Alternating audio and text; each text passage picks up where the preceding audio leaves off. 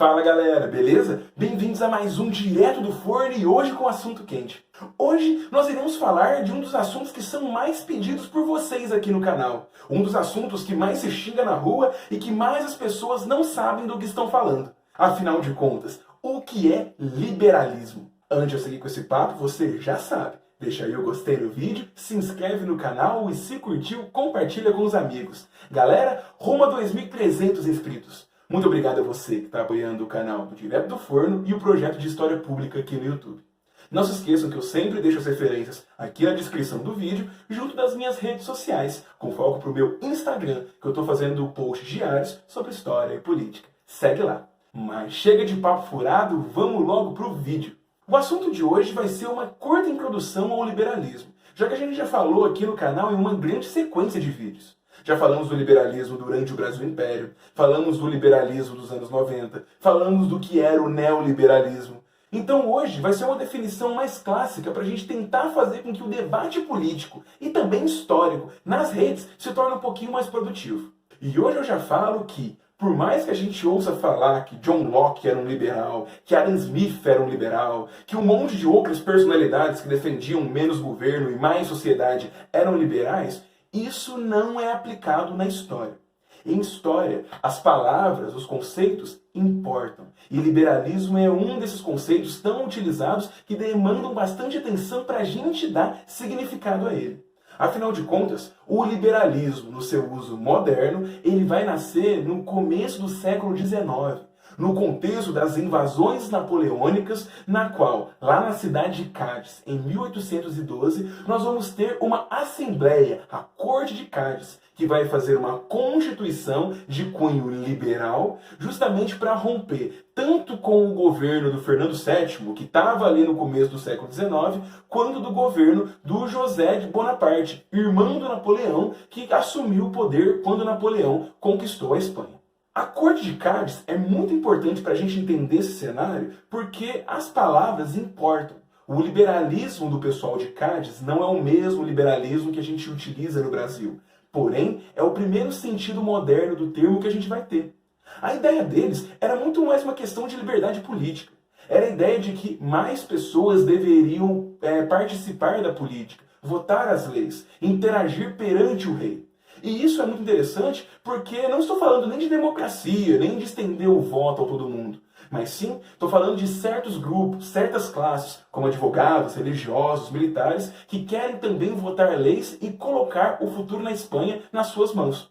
Esse é o liberalismo político que a gente está vendo nascer e é o primeiro liberalismo que a gente vai ter no sentido moderno até hoje. Só que a gente tem que pensar que um conceito ele não é algo simplesmente acabado, principalmente em história. Ele se relaciona com o contexto, com a localidade, com a gramática disponível, onde ele está sendo utilizado.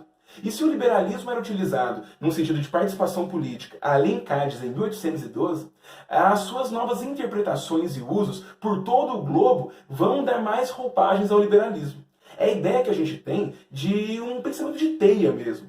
Nós temos que pensar os conceitos sempre se relacionando, tendo agregamentos, tendo algumas alterações, justamente porque é necessário entender o contexto quando um termo é utilizado.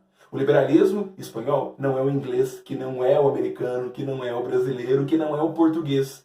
E isso é importante falar porque não vai demorar muito. Depois de Cádiz começar a utilizar o termo liberal para definir aquela busca por participação política daquelas classes, nós vamos ter o uso de liberalismo em Portugal, num sentido muito mais de livre comércio.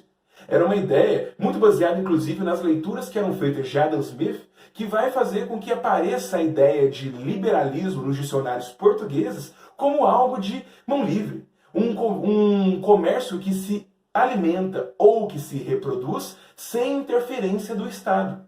Em um momento que o mercantilismo ainda existia, que o governo interferia de forma protecionista, subsidiava empresas ou companhias de comércio, simplesmente porque isso também era uma expansão do seu poder, pessoas defendendo comercializar sem interferência do governo é uma coisa muito impressionante naquele contexto. E aí, esse é o liberalismo português, que também depois vai se assimilando com outras interpretações, até que a gente tenha a base que faça o liberalismo ser o que a gente sabe hoje. E isso só falando um pouquinho de história. Dando uma definição básica do que seria o liberalismo, a gente pode falar numa definição bem básica e sem muitos referenciais, que é um sistema político, um pensamento que vai nortear um determinado comportamento ou posição política, econômica ou social que respeite certas liberdades individuais, tenha uma visão de que o governo não deve ser o agente interventor na sociedade, que o comércio deve agir com um grau de liberdade e que as pessoas tenham participação nas decisões políticas do coletivo. Isso são bases norteadoras porque, por mais que a gente tenha várias diferenças entre o liberalismo, entre seus contextos e épocas, nós teremos bases que fazem com que o liberalismo ainda tenha um sentido que comece lá no século XIX e chegue até hoje. Por mais que a gente tenha variedades, não quer dizer que a gente deva abandonar o conceito só porque não tem as mesmas questões do tempo que ele foi cunhado. Então isso é importante da gente entender, porque é o que faz um conceito ser um conceito. Se fugir demais dessas questões que definem o conceito de liberalismo, que foi o que eu disse agora para vocês, a gente já vai ter outra coisa, como um conservadorismo, um socialismo, um fascismo, e aí por diante, com novas características. Então, essas questões definem o liberalismo num norte básico, fazem ele ser o que ele é até hoje. E aí nós temos disputas modernas e contemporâneas. Vai gente que vai defender um liberalismo que, sob uma noção de estender a liberdade a todos os seres, vai falar que o Estado tem que ter certas funções para fazer a pessoa ter dignidade e poder exercer a sua liberdade. Essa é a noção de quem defende, segundo o filósofo Isaiah Berlin, as questões de liberdade positiva, que é a ideia de você ter liberdade a alguma coisa. A liberdade de se expressar, a liberdade de poder escolher uma religião, a liberdade de poder fazer um comércio. São liberdades que você pode fazer alguma coisa, que você é a liberdade para fazer alguma coisa. Assim como a gente vai ter tradições que privilegiam a questão da liberdade negativa. Um liberalismo que defenda cada vez mais que o Estado não tenha participação na sociedade, que as questões que envolvam as nossas sociedades sejam decididas pelos indivíduos que as compõem, assim como acreditam que a gente tem que ter uma grande maximização do comércio para fazer uma melhora de vida nas populações, sem necessidade de ter um Estado ali atuando cada vez mais.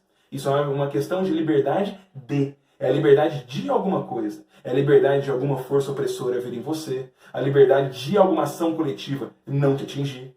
Essas questões que o pessoal do século XIX, que defendia a liberdade de se expressar, ou liberdade de ficar sem um rei enchendo o seu saco, ou algum governo enchendo o seu saco, vai lutar. Então, liberdade positiva e liberdade negativa, por mais que em políticas públicas acabem sendo um pouco até distoantes, são questões que estão dentro do escopo do liberalismo.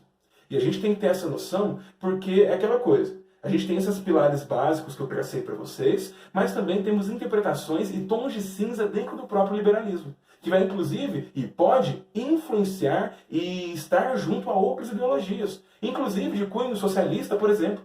Você não pode estar na questão do fascismo por questões de ele nega completamente o indivíduo e coisas do tipo. E é isso, galera. Isso aqui é uma definição bem básica e introdutória do que é liberalismo. Se vocês quiserem saber das aplicações desse conceito no Brasil, na Nova República, ou mesmo o que seria o tão falado neoliberalismo, olhem nos meus vídeos que eu falo sobre isso. Esse aqui é uma breve introdução mesmo da história do conceito, das suas variedades e uma aulinha de história de como conceitos são importantes e demandam atenção. Tanto do que grupos que o defendem utilizam esse conceito, como também de como ele vai ser utilizado no contexto e principalmente que ele tem tons de cinza e não uma definição arbitrária do que é uma coisa. As palavras e conceitos, mesmo obedecendo certos pilares que dão a elas essência, que dão a elas significado, também estão aptas a receber mudanças. Galera, espero que tenham gostado. Se inscreve no canal se você não é inscrito e eu vejo vocês na quinta-feira com mais um Direto do Forno. Até lá!